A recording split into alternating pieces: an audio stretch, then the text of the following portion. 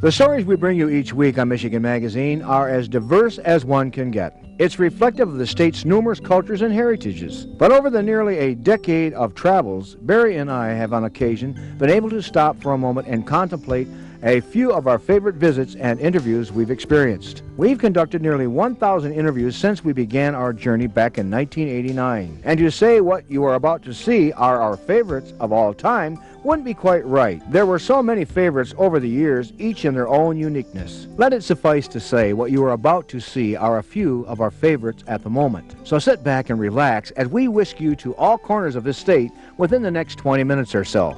Let's start our trip on the west side of our state to literally a gem of a place here in the small community of Shelby, Michigan, is the Gemstone Factory, home of some of the world's most sought-after man-made gemstones. And here is the man, Larry Kelly, and his wife, Jo, who together created this demand out of a childhood dream. I started the business in 1970 with $300 or $400, as I recall. Just as a child, I happened to be interested in science and in high temperature things. One thing just led to another, and about 1960 they'd invented a ruby laser. That's when lasers were first invented, and they used ruby crystals.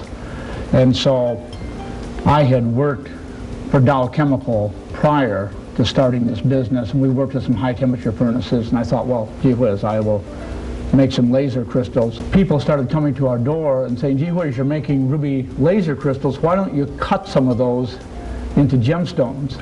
So it ends up that you can make more money. You can make more money and make a lot more people happy selling gemstones than you can scientific stuff. So we still do some of the science, but 95% of our business is really with jewelry, and that's what we like to do now. From dreams of diamonds, rubies, and sapphires, we head to Lakeview, Michigan, and the Farm Country Cheese House, where I got the chance to daydream about earlier days spent on a farm milking the cows. All right, come on, old gal. Let me see if I can get some milk out of you. Hey.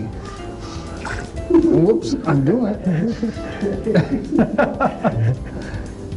If you've ever milked a cow, I gotta get my thumb in the right place. Hey, how about that? Whoops, I'm getting it all over me. Are you getting this? I'm getting one of them to work pretty good. Yeah, all you gotta do is squeeze lightly. And I hope you don't mind, old girl. From the milking that day, we were treated to a tour of the cheese factory run by Tom and Judy Hoskins. Here, with the cooperation of area Amish farms and workers, delicious cheeses are produced. The trip to the Farm Country Cheese House is an experience I won't soon forget. From Lakeview to another rural community just outside of Grand Rapids called Alto. Here, Barry got the chance to visit with the Folkesmer family, makers of handcrafted dulcimers, a family tradition handed down by Jack Folkesmer to his wife Shirley and their children. You've taken a step further with this family operation too, and you spread the word of the dulcimer too to different areas, don't you? Yes. Our favorite thing, Jack and I, and now with the rest of the family, we go to schools. We have 16 of these that we take into a classroom. I've written a book that explains the history of the dulcimer, and we work a lot with the very special arts program that brings arts to all kinds of people with all kinds of disabilities. That's our favorite thing. The family helps me do the school programs now, and we're going to continue doing that because I don't know of another way we could honor Jack more. And he left us so many parts cut in the basement, so many parts ready to put dulcimers together. There's no way we could not do this, carry on. Speaking of family traditions, our whirlwind journey takes us eastward toward Kalamazoo and the Peterson family, makers of all natural wines from hand-picked grapes of local vineyards. Here, Dwayne Peterson and son Tony produce sulfite-free world-class wines to a growing world market, one bottle at a time. What makes your wine so different from many of the others, Dwayne? Well, there's only 3 of us in the United States that don't use any chemicals. That's our big claim to fame. And we're also the only winery in the world that washes the grapes before they're crushed. And all our fruit is hand-picked and sorted. And then what really makes me feel great, we've had people drive hundreds of miles to get here just to taste the wine because they read about us or heard about us that We don't use any chemicals, and these people are highly allergic to sulfites and other chemicals that are used in winemaking, and they can't drink other wine. We're doing something for somebody that somebody else hasn't taken the time to do. From Kalamazoo, we continue our journey northwest to the village of Montague, just north of Muskegon. Here we discovered another old world crafter. This time, the tradition of weather vane making is carried on at Old Century Forge. Tom Lockmiller handcrafts thousands of aluminum weather vanes. What is involved in the making of a weather vane? First of all, they're made out of a sand casting, green sand foundry. We use aluminum, cast aluminum that's poured. Then after you get your casting, it's taken into the cleaning room, cleaned up, and we take it into the painting section. It's painted, hand filed, so you have all your roughness taken out of the casting. Then it's sprayed, and you have to have a curing time on your paint. Always the most important part is that you have an order for that product so you can ship it out. Then we ship it out. And your market is worldwide, isn't it? Worldwide. My goodness. From Montague, the weather vanes point us south to Holland and our good friend Del Lanyon. Del's handcrafted guitars are prized possessions of many top names in the music industry. Del was one of our first guests on Michigan Magazine, and we were amazed at the craftsmanship he demonstrated in creating wonderful works of art. How in the world did Tom Bresch or Jerry Reed or Michael John Talbot there get a hold of you to make them a guitar? Tom Bresch did a country and western show here in Holland at the Civic Center, and played at a local club here in town, and he came in the store. Jerry Reed ended up with my guitar through Tom Bresch, because Jerry Reed and Tom Bresch were acquaintances in Nashville and did some shows together, and Jerry Reed ended up playing one of my guitars and called me one Saturday morning and ordered one. John Michael Talbot played a classical guitar that belonged to somebody else that had my name on it, and liked it well enough to look at the name and the address in there, and he called me on the phone. I've never met him. I've never met Jerry Reed. It's just on the phone. Gordon Kreplin, a tremendous classical guitar player, came in the store. All this traveling can sure work up an appetite, and that's good, because our journey takes us next to the east, just south of Lansing, to the village of Stockbridge and the Sausage House. Here, the Kaczmarek family treated us to a behind-the-scene tour of their bakery and sausage-making process. The Kaczmarek family, originally from Germany, have made Stockbridge their home, where they provide a wonderful, authentic German cuisine at their restaurant with fresh meats and pastries, made in the old world style. What makes this restaurant that special is probably that we don't buy our sausage and stuff. We produce everything ourselves, and the customer can enjoy it. Everything that you do here is really of German ancestry. Well, I learned to be in Germany a baker. I learned that for 3 years in school, and after that I made 2 years pastry chef to learn that. And when I passed all this stuff, I made 5 years more to get my own experience.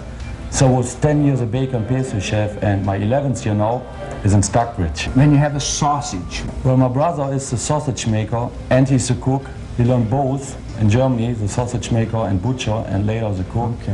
And right now we make only German sausage. And it's all original. This is German recipes of the old country, herbs and so on. Right. We have all the spices from Germany. The people like this. Yeah. Yeah, it is in the sausage, not much fat in. Frank, bring it down. It's good. After eating our fill at the Sausage House, we are back on the road, traveling north a few miles to the Lansing suburbs, where we are taken back to our childhood again, as we meet with toy pedal car enthusiast Bill Gugamus, who not only collects these slices of Americana, but is also well known for his restoration talents. And it is a good hobby if you like to tinker around, which I do, and since I'm retired, and I spend probably 4, 5, 6 hours out in the garage a day, just working on it. It is a wonderful hobby. Oh yeah, it is, and it helps me. I can make parts and sell cars and swap cars, and it helps me to upgrade my your inventory. Because when I started, I had 60s and 70s and 80s, and now I don't have nothing newer than the 50s. Here comes a pedal car. Well, it's time to let Barry take the wheel as we turn our sights north toward another favorite stop in Mount Pleasant. Well, Del, if I got the wheel and we're heading toward Mount Pleasant, you know where one of my first stops will be. Of course, the meal was delicious at the Sausage House in Stockbridge, but nowhere else can you sink your teeth into a huge 1-pound good old American pork chop like this at the Embers, located on the US 27 Business Loop in Mount Pleasant. Restaurant owner Jeff Tuma was delighted to share this gourmet delight with Michigan Magazine, along with our guest Monta Higgins of CMU Public Broadcasting here in Mount Pleasant. Unbelievable, Jeff. That's the best way. Tip it over. Tip it over. Okay, here we go. In the middle of the afternoon, as tender as these are. Wow. Okay, here we go. Know the secret sauce. Mmm. I'm waiting for Monty. Best. I don't talk much well with my food, with my mouth full. And you cannot sit down here and not have your mouth full. Mmm. That is delicious. It was wonderful. What makes it even nicer is that the recipe handed down from Jeff Tuma's father, Clarence, is in the Michigan Magazine Family and Friends Cookbook on page 30. If you haven't the time and you want it done right, I think Dal and Monty will agree there's nothing like having it done right at the Embers. Our next stop on this Worldwood journey of some of our favorites is north into Gladwin County, just outside the village of Gladwin. Here lives artist Joe Lathrop, whose brushstrokes on slices of wood can be described as nothing less than breathtaking. I think it's really a combination of arts and crafts. We see arts and crafts shows, and really I build a table, which is my craft, and I put the artwork on it, which of course is my creativity. So the combination gives us a piece of functional furniture, but it's also a collectible piece as art. I have never had any training in art, but about 25, 26 years ago, I was driving home from Alaska with my folks, my parents. We stopped along, as we do, Lake Louise, Banff, up in British Columbia, and there was an artist there along one of the lakes painting, and I stood there, and something in my computer rung a bell, and after it was finished, I went back and got my camera and took pictures of the artist and so on, and I said, something tells me that I'm going to be able to do that. And I just started in. My mother actually got me a set of oil paints for Christmas that year, and I never stopped. I just continued with How old was you at the time? I'm 57, so it was my late 40s. You may want to surround yourself with the art of Joe Lathrop, but a more practical way to surround yourself with the warmth of the Michigan forests might be found at our next stop in Oscoda County. This is Cy Yoder of Cummins, an artist in his own right. Cy creates from the woods of northern Michigan these beautiful log homes. What makes your log home different than, say, the ordinary other log homes? There's physically you wouldn't know any difference from other log. Right. Okay. Any other log. What makes ours unique is the fact that we're producing it. It's grown here. We're producing the whole, right from the tree, right on through. Right. And we can control of the quality all the way. You do it all. Yes. From the forest, you buy the log, bring it into your mill. From your mill, it's dried and, well, it's sawed and processed, and you got the home. Put into kit form. Then into beautiful log homes. It's a work of art in its own right. Pure Michigan. Another product produced from the timber of Michigan's forests takes us further north to Alpena and the Bayviewer Chair Company. Here Jim and Marie Nadeau have renovated the historic old Alpena flour mill into a museum and workshop to create this beautiful line of lawn furniture. Well, it started when I made a chair one summer. We had it in our backyard, and a friend came over. And as he went through the backyard, he patted the back of the chair. He says, "Nice chair, Jim. Why don't you make them and sell them?" Why don't I? And so I made a chair and took it to a show with a friend of mine, and I sold it. And so then I came back and I used that, and I made two. And I sold those to a couple in Chicago, and I then made four. And one thing led to another. Word of mouth, things got back that Jim's a great chair maker, and they're very comfortable. I can vouch for that. This is a very comfortable swing. Since our first visit with Jim, he tells us that the line is increasing and they're all handmade and beautiful. On regular occasions, we hear the call of the Upper Peninsula beckoning us to its majestic beauty. Our adventures there are awe-inspiring, and yupper fine dining is one of our favorite destinations. Here, deep in Copper Country in the village of Mohawk, we discover Slim's Cafe and their Finnish house specialties, as prepared by owners Ed Schnell and Joanne Myers. And what are we going to learn today about ethnic foods or pastries? What are we going to learn today about? What are we going to learn? All right, we're going to learn how to do Finnish nisu. Nisu? Yeah, you braid it. It's a sweet bread with cardamom seed. Cardamom. Ah, we've heard that word before. Here's cardamom. cardamom. This Cinnamon is bread. cardamom. Oh. Does it smell good? And then what else? What I'm doing now is I'm making some saffron. A lot of people say, how can a Finlander make saffron? Which is from England. I don't know, it just happened.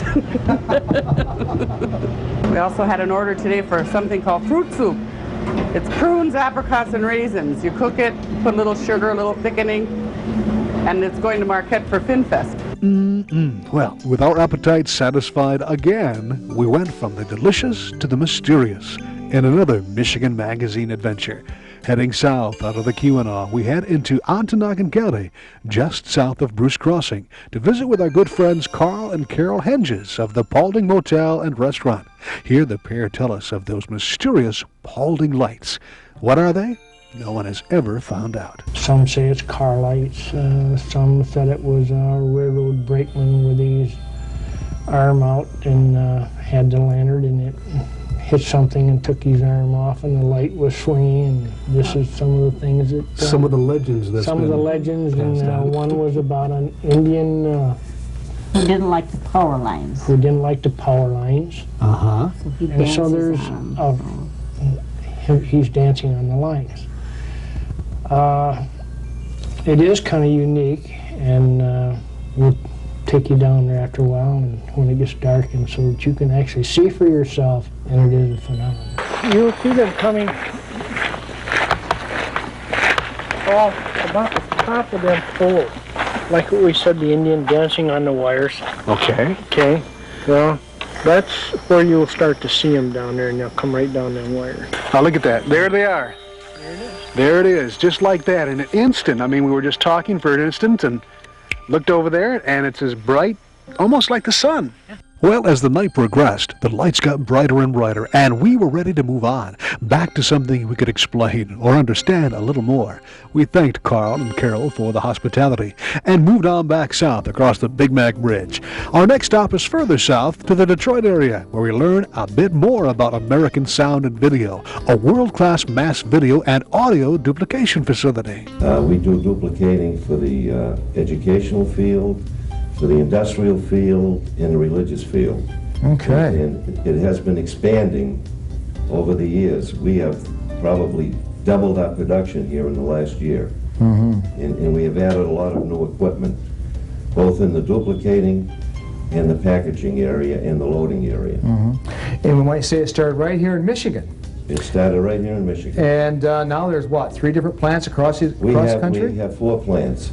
4 One plants. here in Warren, Michigan, Atlanta, Georgia, Los Angeles, and New Jersey. Michigan, as we said at the beginning of our Whirlwind tour, is as diverse and self-sufficient as anywhere else in the world, with industry, artists, and craftsmen working side by side, and ethnic diversity a proud part of our heritage. Trying to keep our roots intact is demonstrated in our next stop, back north to Fairview, and the outdoor beehive ovens of Bud Miles. I would like to see a lot more of these throughout the country, and get people interested in ecologically. It's a very good device, and just from the point, even if a person is a meat eater, they don't have to be a vegetarian to enjoy it, because you can cook year-round with these, and you can cook other things. It'll cook anything in an oven will cook. This is an old traditional type oven. This comes from the old country, comes from Europe, and I guess our Canadian friends to the north in Quebec have quite a string of these ovens up through their province. They used to use them South America, Central America, all over the world, Australia. They make them out of clay, if that's the resource they have most. The stone. There's one in Europe that I understand has been burning for 400 years. Wow. Through all the wars. 400 years, never been turned off? No, they'll fire it up daily. And So it's never cooled down in 400 years. Bud demonstrated the effectiveness of this oven by preparing his specialty, Flemish Daysum bread. Finally, in this edition of Michigan Magazine, we look again out our own back door, only a few miles from our studio, to find Betty Fausselt of the Tawas area living out her dream of creating and teaching through the art of pottery. I make mostly utilitarian pieces. I make some sculptural pieces. The utilitarian pieces are for baking, serving food, baking food. Whatever got you interested in pottery to start with? Whatever drawed your interest to this? My kids were really small, and I had done clay in college and never had a chance to have a lot of fun with it. And my kids were really small, and I took some classes in Flint from Ray Phelps at the Art Institute a long time ago. And it was enough physical activity and enough creative activity that it was like I'd been away for a week. All my tensions and everything were released, and I really loved clay. And as I was teaching, I started buying some equipment, a wheel and kiln, and started doing some of my own pottery. And that was when the art fairs were very new, and people set up little tripods and displayed their pots on blankets. And so I started selling a few pieces at the art fairs to pay for glazes and things. And from then on, I was in real trouble because I love clay. You got hooked. Yeah. And, well, it's like a therapy in a way. That, I mean, it released a lot of tension. At first it was for me. Now, I feel very lucky to be able to do something that I just love to do. And we are better off that she and people like her are able to do just that. Well, Del and I hope you've enjoyed this whirlwind tour of just some of our favorite places to visit in the state. With this program, we've barely skimmed the surface. You've seen here only 17 out of nearly 1,000 stories we've brought you over the years, with another 5,000 just over the horizon. So until next time, keep an eye out for us on the highways and byways of this state, and we will more than likely be crossing paths. If we don't bump into each other this coming week, we'll meet you back here, same time, same station, so you can continue to follow us where we go.